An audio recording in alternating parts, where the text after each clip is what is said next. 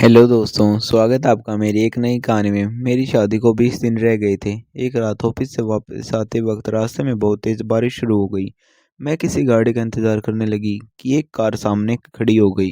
एक हसीन लड़का मुझे अपनी कार में बैठाकर अपने फार्म हाउस ले आया। उसने मुझे अपने कपड़े दिए और कहा कि पहले खुद को संभाल लो, क्योंकि मैं पूरी तरह भीग चुकी थी। उस वक्त मैं बहुत घबराई हुई थी और हालत के कारण जज्बातों में बहती चली गई। मेरा नाम सोनल है। मैं एक आईटी कंपनी में जॉब करती हूँ। मेरी उम्र 25 साल हो चुकी है। हमारी ही कंपनी में काम करने वाला अमर मुझे पसंद करने लगा था। हम दोनों साथ में काम करते थे और काफ़ी वक्त एक दूसरे के साथ बिताते थे। मुझे अमर पसंद आने लगा था। वह बहुत हंसमुख था और हमसे मजाक किया करता था। कभी कभी हम दोनों बाहर रेस्टोरेंट में भी खाने चले जाते थे। एक साल साथ काम करने के बाद अमर ने मुझे शादी के लिए प्रपोज किया। कहा, सोनल, मैं तुम्हें चाहने लगा हूँ। तुम बहुत प्यारी हो। मेरी ज़िंदगी में आकर मेरी ज़िंदगी को सँवार दो। मैं खुशी-खुशी उसे शादी के लिए हाँ कर दी और वह रिश्ता लेकर मेरे घर पर आ गया। हमारी शादी तय हो चुकी थी और शादी को बस 20 दिन रह गए थे। घर पर शादी की तैयारी ज़ोर-शोर से चल रही थी, पर मैं अभी ऑफ़िस जा रही थी और शादी के 2 दिन पहले ही मैं छुट्टी लेने वाली थी। प्राइवेट कंपनी में छुट्टी मिल पाना मुश्किल होता है, इसलिए सारी तैयारी मेरे घरवाले ही कर रहे थे। मेरे भैया तो बात-बात पर मेरा मज़ाक उड़ा रहा था और मैं अंदर ही अंदर खुश थी कि अब मेरी ज़िंदगी में एक नया मोड़ आएगा। मेरे अकेलेपन भरी ज़िंदगी में अब मुझे अपनापन मिलने वाला था और जिस चीज़ की ज़रूरत हर इंसान को होती है, वह मिलने वाली थी। अब मैं अमर के ख्यालों में ही खोई रहती थी। रोज़ रात को कॉल करके अमर मेरे साथ लंबी बातें करता था, आने वाले भविष्य के सपनों की बातें करता था और मैं उन्हीं ख्यालों में डूब जाती थी। मेरे कलीग भी हम दोनों को लेकर मजाक किया करते थे। सब कुछ सही चल रहा था, लेकिन मेरी ज़िंदगी में एक नया तूफ़ान आने के लिए तैयार था, जिसे मैं बिल्कुल अनजान थी। एक तरफ जहाँ मैं अमर के साथ अपनी नई ज़िंदगी के सपने देखने लगी थी, दूसरी तरफ मेरी ज़िंदगी में धीरे-धीरे बड़ा बदलाव आने वाला था और मुझे पता नहीं था कि यह बदलाव मेरी ज़िंदगी को इस कदर हिला देगा। उस दिन अमर ऑफ़िस नहीं आया था। उसकी तबीयत ख़राब थी। इस वजह से मुझे ऑफ़िस में ज़्यादा काम करना पड़ रहा था। काम खत्म होते-होते रात के 12 बज चुके थे। मैं ज़्यादा देर ऑफ़िस में नहीं रुक सकती थी, इसलिए अपना पर्स उठाया और बाहर निकल गई।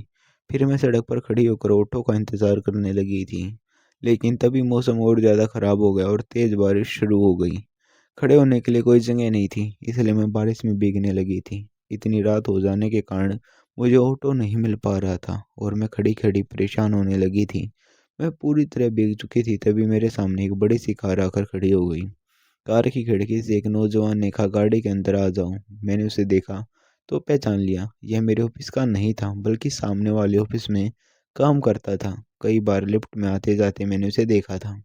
जब भी लिफ्ट में मैं उसके साथ अकेली होती, वह चोरी छुपे मेरी तरफ देखता रहता था। एक बार ऑफिस के बाद ऑटो का इंतजार करते वक्त उसने मुझे लिफ्ट ऑफर की थी, लेकिन तभी अमर अपनी बाइक लेकर आ गया था और मैं उसके साथ चली गई थी। उस दिन उसने अपनी कार से मुझे और अमर को काफ़ी देर तक फॉलो भी किया था और आज अमर भी नहीं था और वही लड़का मुझे लिफ्ट ऑफर कर रहा था। मैंने सोचा कि ये जन्म से लिफ्ट लेना सही नहीं है, इसलिए मैंने मना कर दिया और कहा कि मैं ऑटो का इंतज़ार कर रही हूँ।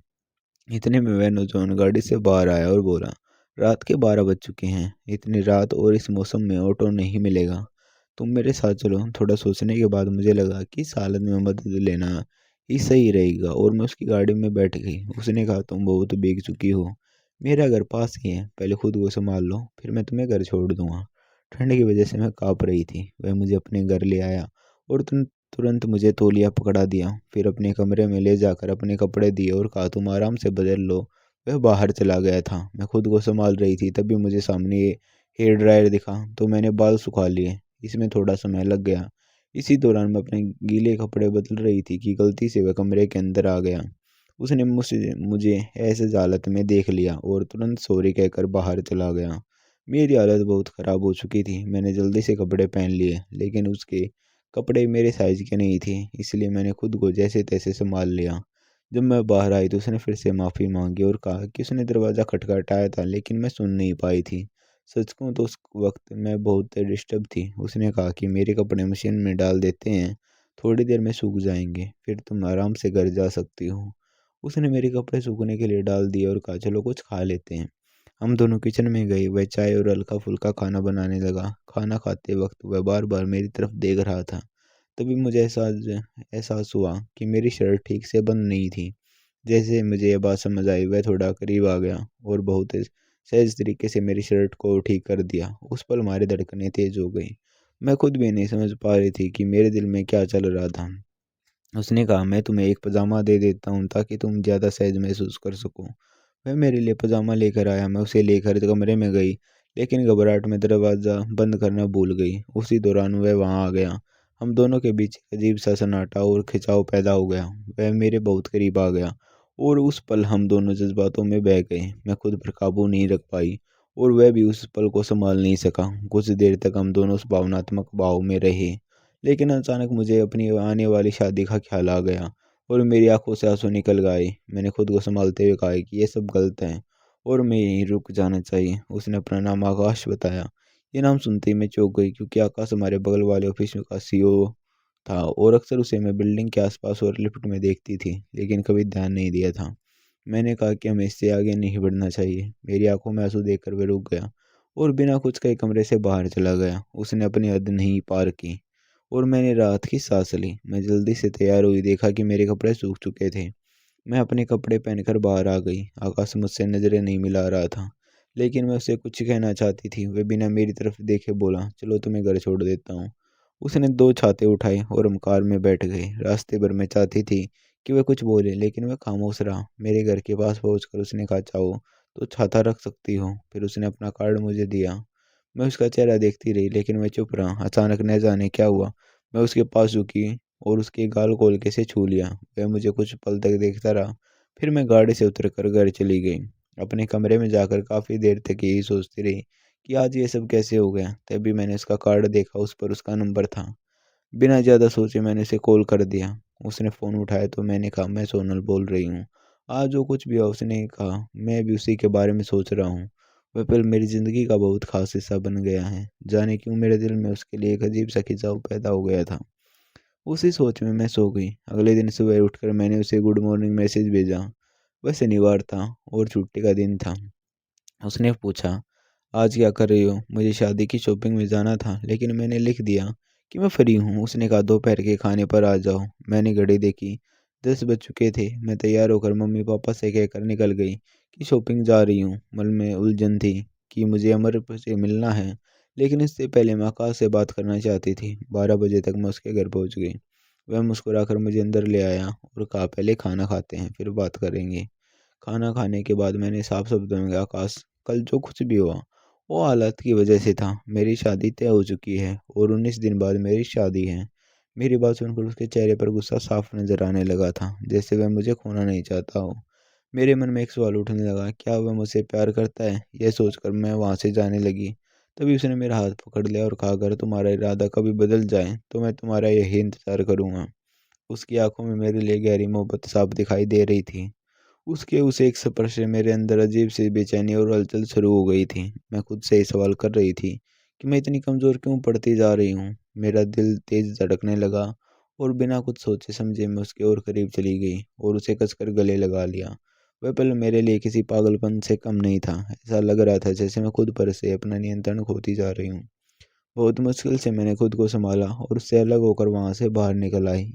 इसके बाद मैं अमर के साथ शादी की शॉपिंग में बिजी हो गई, लेकिन मन कहीं और ही उलझा हुआ था। रात को जब मैं घर पहुंची, तब अमर का फ़ोन आया, लेकिन न जाने क्यों उससे बात करने का मन बिल्कुल भी नहीं कर रहा था।